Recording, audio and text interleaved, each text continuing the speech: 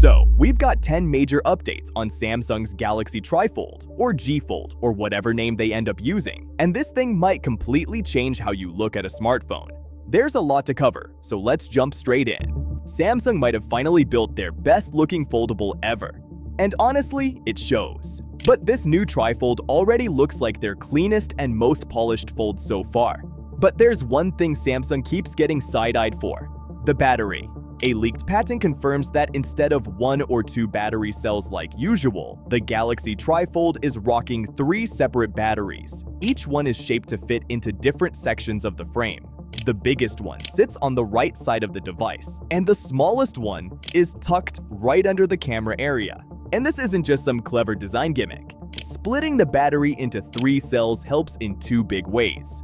First, it takes pressure off the hinges by spreading out the weight and thickness. Second, it spreads heat more evenly across the body, which matters for gaming, AI tasks, and long usage. Samsung's keeping the actual battery size a secret for now.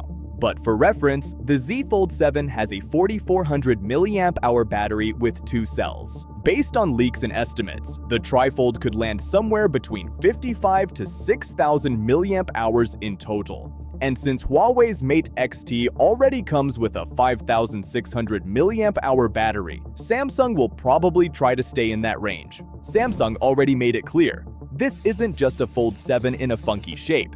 And so far, the leaked videos make that pretty obvious. One of the smaller but actually useful features spotted in the animations is a setting that lets you copy your entire cover screen layout straight onto the inner screen when you unfold it. Older Z Folds had something similar, but the difference here is size. The Trifold's inner display is basically the width of 3 cover screens, so copying over 3 pages at once makes everything feel faster and a lot less annoying to set up. Another leak shows the main screen flipping between portrait and landscape like a full-size tablet. So instead of being locked into one orientation, it adjusts based on how you're holding it.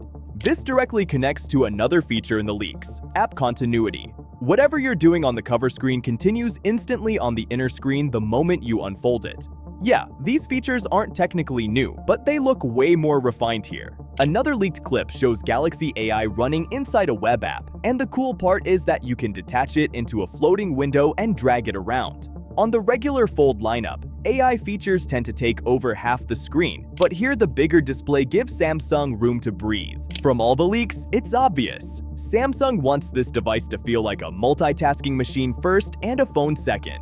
Almost every clip shows floating windows, split-screen layouts, or fast app switching. And while we're on multitasking, there's a new feature spotted in the software, Split Trio.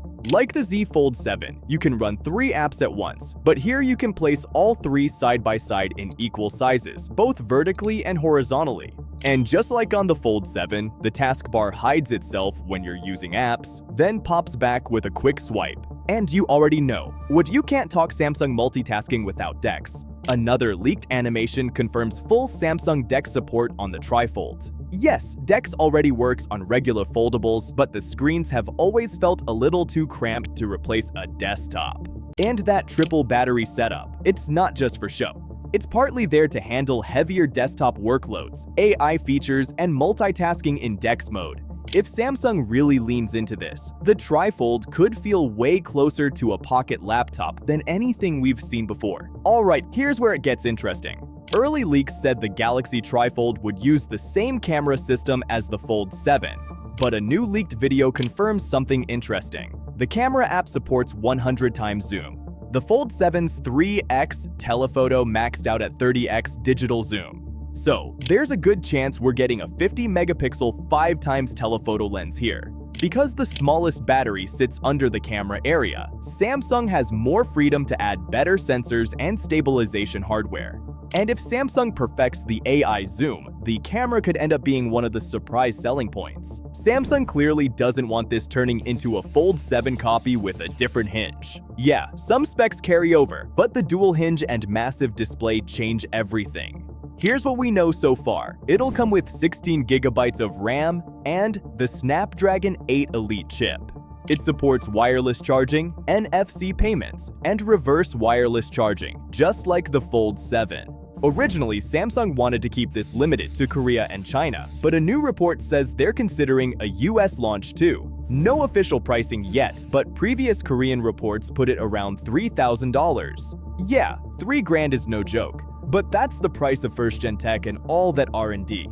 You're basically paying for the experience no one else has. But if you're Team Slab Phone, the Galaxy S26 Ultra is coming in hot with its own surprises. I've got the 5 biggest updates on that one. Click here and I'll see you over there.